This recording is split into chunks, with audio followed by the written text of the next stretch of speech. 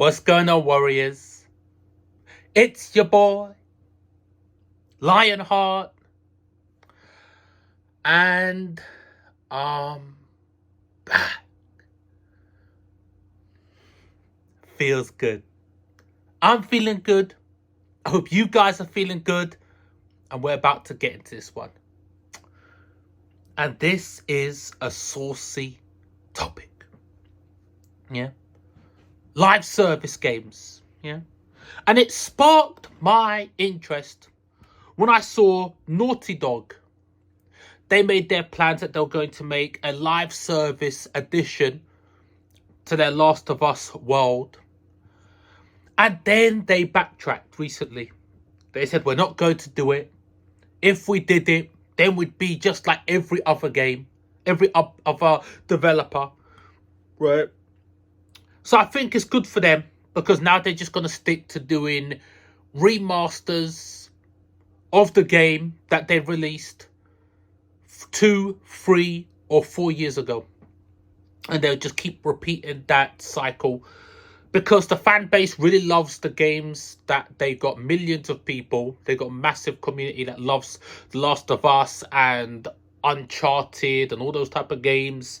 So they just can keep on putting out remasters and millions of people just keep on buying it, even though the people know that it's bullshit, but they'll keep on buying it. So they've got their community that they can spam with this stuff and they can milk them for every dollar and every dime. And while they're leaving that live service promise, they can dunk on other game developers that are doing that and that are trying to do that, like WB Games, like BioWare that tried it with Anthem, with, what are they called again? And they made the Marvel Avengers game. I can't remember who they are. Yeah. With Activision Blizzard, with Diablo 4, with Bungie, with Destiny 2. They can just dunk on all these people, yeah, and exit, make themselves look like the heroes when we all know that they're not. And I feel like the worst thing to happen to gaming, one of the worst things to happen up there, is live service. Nobody cares about live service. It's terrible. It's essentially when they sell you a good product, everybody gets the best of everything for the first 2 or 3 months, and then they start implementing all these little microtransactions, these cool looking skins for the characters that you play. All these awesome weapons all of a sudden start coming into the game. Now, you don't have to buy any of that type of stuff. You don't have to buy the skins. But they purposely will ship the game with skins that look okay, decent, mediocre. And then later on, they'll start releasing these incredible looking designs for the characters, because they've already sunk their hooks into you with the game. And then if you don't get that skin, you're just looking at it and then you see other people looking cool and you want it. And then they make it on these things called limited time banners or limited time items in shops.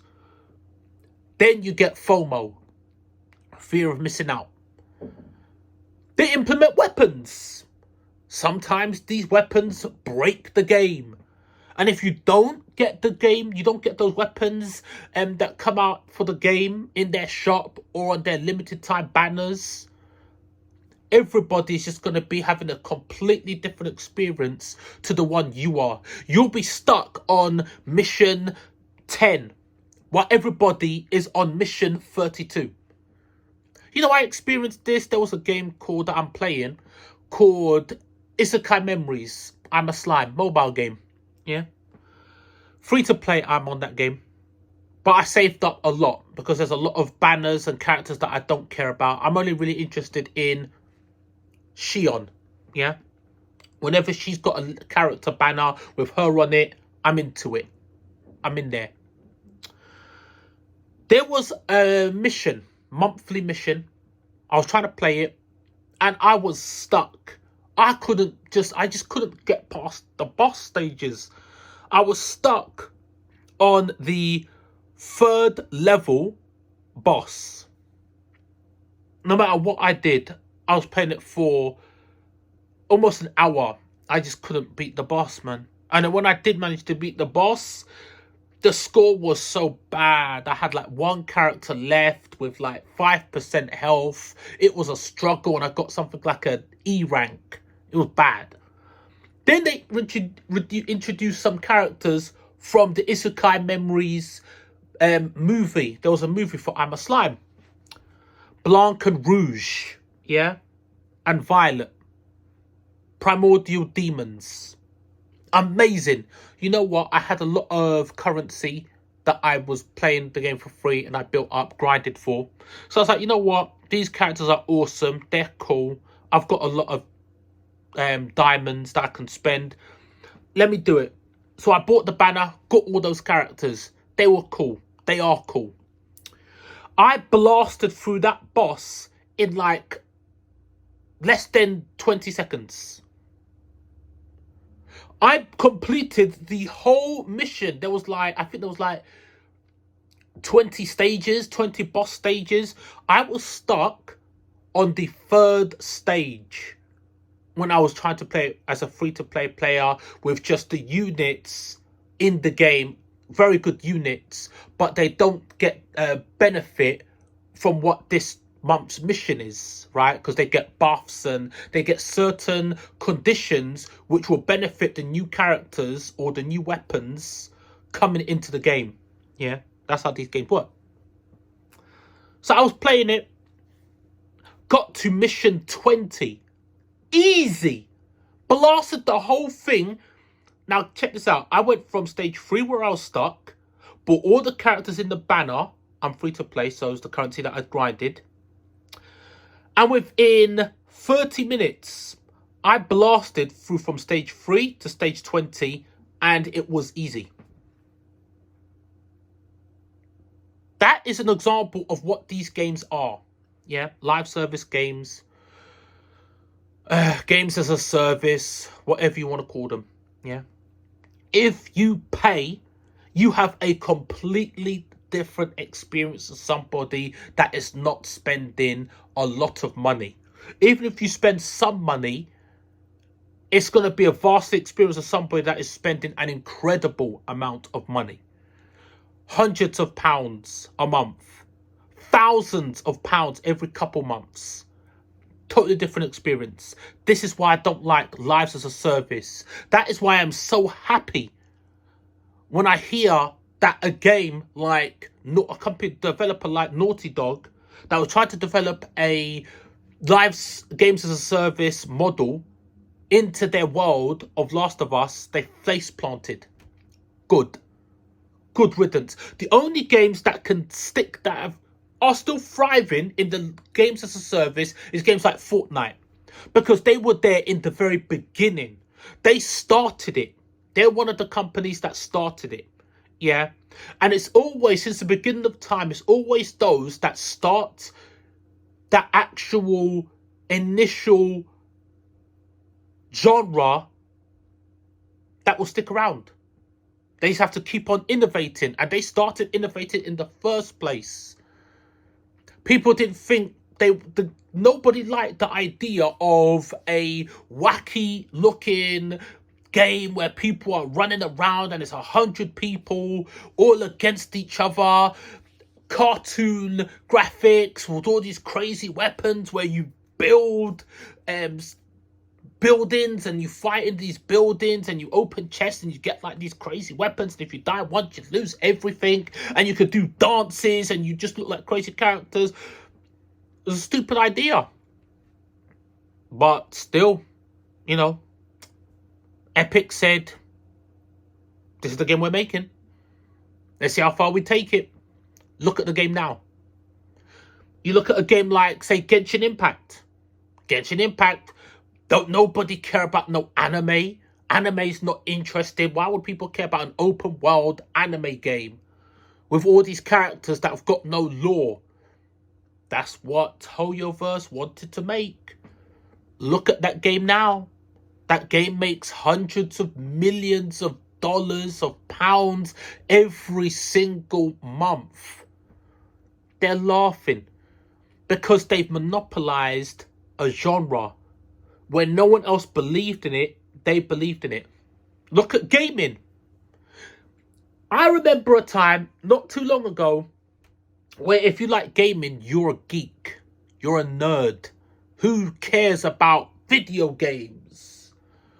Nobody plays video games. That's for children, little kids. Look at gaming. Gaming is the biggest game. This is the biggest media on the face of this planet. Nothing sells more than video games, more than movies, more than music, more than TV shows, more than anything. Concert, you name it. Movies, TV shows, music, any type of media in this world, gaming is number one. Because the people like me, like you, they laughed at us before. We're the adults now. We're the ones in control. We're the ones that have got the money and dictate what we want to spend our money on. And now we've got the money. And if we say we want to invest in products that has got Dragon Ball, guess what? We're going to spend £100 on a top that says Dragon Ball. And if you've got, let's say, for example, you have 1,000 people that say, I want to spend £100 on a Dragon Ball top. Guess who's making the money? The people that have just made it. Where everyone said that's not going to work. If you got, I don't know, 1 million people that love Shion, and they say, I really wish there was a statue collection for this character. Everybody laughs, but one person comes and says, you know what? I see people like it. It's only a couple people, but let me make something. And then 1 million people buy this statue. Guess who's making all that money? The person that's made it. The company that's invested, that's believed in it. We are the audience that is buying into the things that the adults before us, when we were kids, telling us, no, that's not cool. And that's the reason that you see certain games are so successful, because they were the ones at the beginning. They've become the villains of their own story. Look at Bungie with Destiny. Look at Fortnite with Epic. Look at Marvel's Avengers, even though that game is dead. Look at Activision Blizzard with Overwatch. All those games, they've become the villain. World of Warcraft. They've all lived long enough to see themselves become the villain. Call of Duty, even though that they were, to be honest with you, they were poison in the first place, right? You got Apex Legends. You got all these companies with their live service games, and they're all poisonous. The model of it is just money. Give minimal. Sink your claws into these people. Give them a great gaming experience for like 2 or 3 months. Then start implementing egregious monetization. If you want to get this awesome, amazing, cool looking character, you got to pay a lot of money. If you want to get this cool, awesome looking weapon, you got to pay this money. If you want to get this cool skin for that character that you love off, you got to pay that money. Oh, do you like Devil May Cry? Well, we're doing a collaboration where you can actually get the Devil May Cry Dante skin on your main character. It's only going to cost you, I don't know, you have to spend money, this currency, to try to put, and then you have to keep summoning in this banner, and it's random. You may spend £10 to get it. You may spend £1,000 to get nothing. It's a gamble.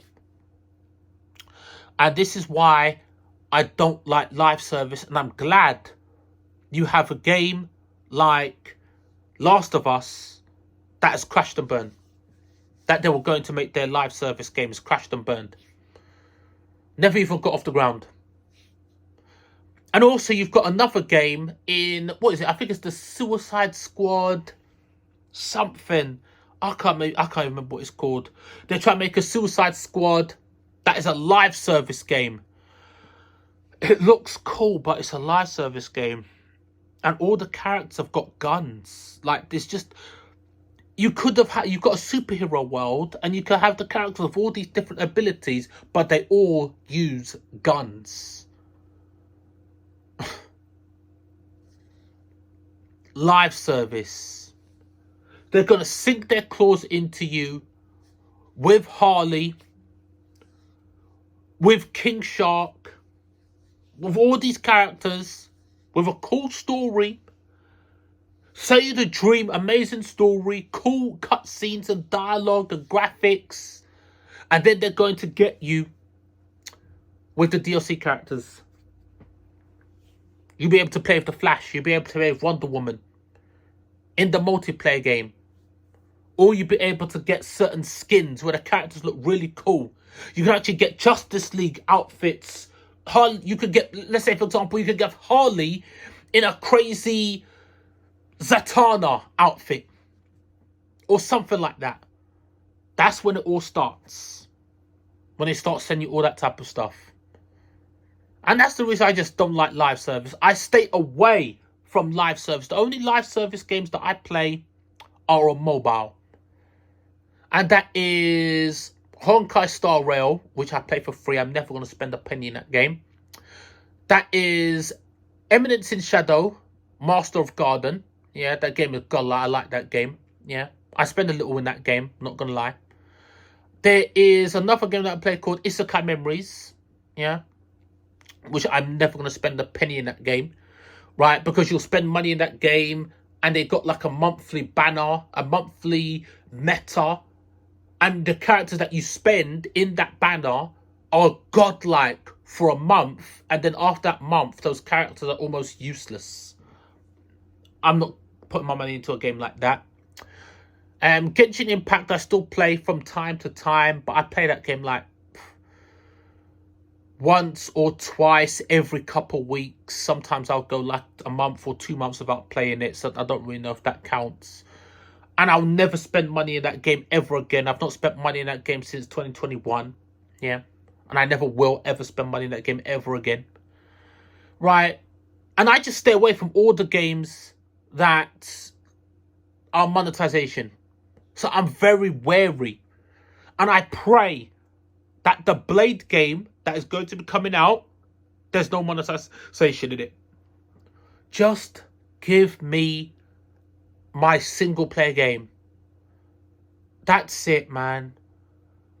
I like the Cyberpunks of this world, the Witcher of this game, the Devil May Cries, Spider-Man 1 and 2 of this game, and Miles Morales. Those games work for me. I'm not interested in games like Diablo and Destiny and Path of Exile and Anthem and Fortnite, and I mean, I would say Warframe. That game does look really cool, but I know it's a live service game, so it doesn't benefit me to get into that game, right? Live service, not interested. Warframe is another game. That's a game that started from the beginning, when it was not a popular thing, where it was not a cool thing, but it slowly gained traction. Look at it now. I think that game's been around for like, what, 10, 12 years? And it's still going strong. Because it's fostered the community. And people always looking into that game. There's always going to be other people to influence other people to get into that game. And the developers are making a lot of money. And they're putting money back into that game. It's smart stuff. But they started it. It's always the ones, as I said, at the start of something that can perpetuate it, than somebody that tries to jump in and they're just... It's like ice skating uphill. Where these guys are ones at the top. The Fortnites, the Warframes, the Diablos of this world. The World of Warcrafts. They started it. So they're at the top. Because everybody knows that devil. It's better the devil you know than the devil you don't know that's trying to get up there. But because you're dealing with this stuff and you're stuck, because this company's got their claws stuck into you, you see these guys and you know what they're trying to do. So you have to try to dodge them. Even though it looks like a cool product, you don't want another one that's going to be burning a hole in your pocket. So whenever I see a game is really cool and then they try to go to the live service and they fail, I'm happy. For me, I like it. So yeah, that's all I really wanted to say about live service, games as a service, whatever it's called. And the Last of Us, Naughty Dog, they were going to implement it and they saw that the task was just too big for them. It's too risky. And so they exited, saying, oh, we're not going to do it anymore. And they tried to make themselves look like the heroes, saying, we're not going to be like those guys. Same thing like what CD Projekt Red did when they were blasting all the other companies for doing monetization and microtransactions and selling you a dream. And then they dropped Cyberpunk 2077. And on launch, that game was an absolute diabolical, disgraceful mess. But hey, they stuck only to the main game. They fixed it. And now we're in a better place. Yeah. Other games should learn their lesson. Don't be a Cyberpunk 2077 at launch. And don't do live service, games as a service. Just focus on your single player game. And if the game has got multiplayer, fine. The game has got multiplayer, but do it from a pure perspective of this is the game we want to make. Not a game where we want to sell this IP to make money, just purely to make money. It's like a digital shop. Get out of here with that. I'm sick of that. It's like a digital marketplace. It's boring. No one cares about that type of stuff, man. You might as well, it's like a video game where you just might as well be buying NFTs. And that's it. There's no real use for it other than playing. And then not getting anything out of playing. You're just playing for the sake of playing and buying expensive stuff just for the sake of buying expensive stuff. That's when I look at games like Destiny, like Diablo, like Fortnite, like Apex. And that's what I see. And I don't want to be involved. So yeah, Warriors. That's all I really want to say about that. I want to say thanks for watching. Thanks for tuning in. And yeah, Warriors, I'll catch you next one. Laters.